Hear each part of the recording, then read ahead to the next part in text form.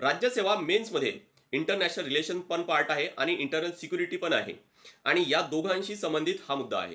तो म्हणजेच काय, की आता बांगलादेशमध्ये दंगे झाल्यानंतर पहिल्यांदा एक सरकार निवडून आली बीएनपी पक्षाची. तारिक रहमान आहेत ते निवडून आलेत, जे खालिदा जिया यांचे पुत्र आहेत. आणि नेमके आता पुढे भारतासोबत बांगलादेशचे रिलेशन्स कसे राहणार, यासाठी आपल्याला थोडी हिस्ट्रीमध्ये जाऊन पाहावं लागेल. ज्यावेळेस खालिदा जिया यांची सरकार होती तर काही मुद्दे हे विवादित होते. विवादित कोणते होते, की जसं क्रॉस बॉर्डर इन्सर्जन्सी आहे.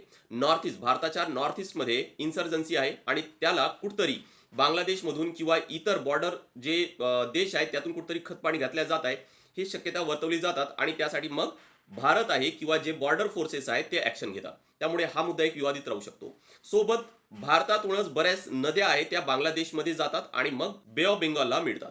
त्यामुळे हा जो नद्यांचा पाणी कसा विभाजायचा आहे, किती पाठवायचा आहे, कुठं धरण बांधायचंय, कुठं नाही बांधायचंय, हा एक मुद्दा विवादित आहे. दुसरा एक आहे की ट्रेड इम्बॅलन्स, की जो आपण इम्पोर्ट एक्सपोर्ट करतो, जो व्यापार होतोय, तो कुठतरी मग टॅरिफ लावणार का, की फ्री ड्युटी राहणार, हा एक मुद्दा आहे. त्यामुळे हे मुद्दे त्यावेळेस पण होते ज्यावेळेस खालिदा जिया हे पंतप्रधान होते आणि ते मुद्दे आता पण राहण्याची शक्यता आहे असं आपल्याला म्हणता येईल.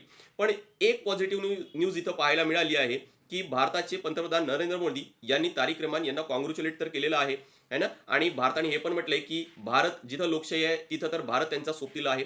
आणि जे तारिक रहमान आहे त्यांनी सुद्धा या गोष्टीला वेलकम केलेलं आहे. त्यामुळे हे संबंध आता परत बिघडतात की हे सुधारतात ही तर वेळ आल्यानंतरच कळेल.